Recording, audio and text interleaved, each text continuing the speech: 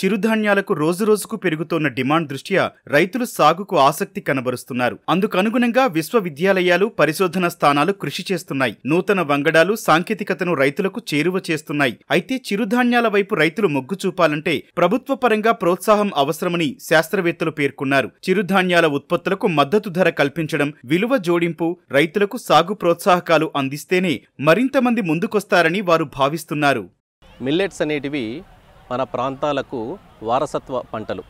అయితే మన ఆచార్య ఎన్జీ రంగా వ్యవసాయ విశ్వవిద్యాలయం వారు పరిశోధనల ద్వారా సాంప్రదాయ పంటలకు ఎంతో విలువను ఇవ్వడం జరిగింది. అంటే మేలైనటువంటి రకాలను, అలాగే సాంకేతికతను, రకరకాలైనటువంటి విలువ ఆధారిత పదార్థాలను అంటే వాల్యూ యాడెడ్ ప్రోడక్ట్స్ని కానీ ఇవ్వడంలో ఎప్పుడు కూడా మిల్లెట్స్ను ముందంజ వేయడంలో ఎప్పుడు కూడా తోడ్పడ్డాయి. మన వ్యవసాయ విశ్వవిద్యాలయంలో రకాలు మరియు సాగు పద్ధతులకు సంబంధించినటువంటి సాంకేతిక పద్ధతులు, అలాగే వీటిలో ఎరువులతో కూడినటువంటి వ్యవసాయం కావచ్చు, అలాగే సేంద్రియ వ్యవసాయ పద్ధతులు అన్నీ కూడా స్థిరీకరించడం అనేది జరిగింది.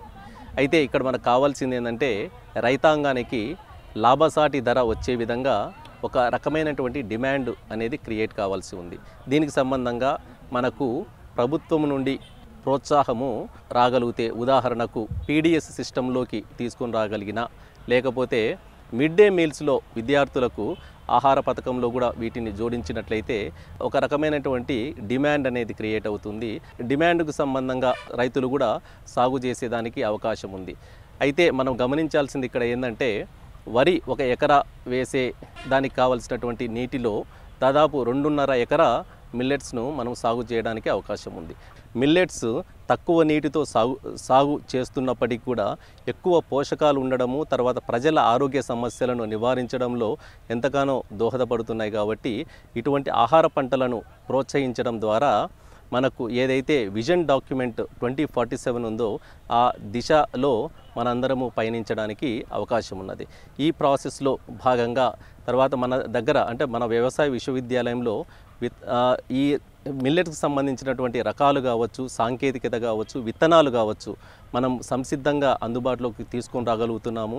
అలాగే ప్రభుత్వం నుండి కూడా వీటికి సంబంధించినటువంటి ప్రోత్సాహకాలు, రైతులకు కావలసినటువంటి లాభసాటి ధర లేదా కనీస మద్దతు ధర, మరియు తర్వాత వీటికి సంబంధించినటువంటి ప్రాసెసింగ్ ఫెసిలిటీస్ను, ప్రోత్సాహకాలను రైతాంగానికి ఇచ్చినట్లయితే ఆరోగ్యకరమైనటువంటి సమాజాన్ని స్థాపించడానికి మిల్లెట్ రెవల్యూషన్ విప్లవాత్మకంగా ఈ మిల్లెట్స్ను మనము ముందుకు తీసుకొని పోవడానికి అవకాశం ఉంది.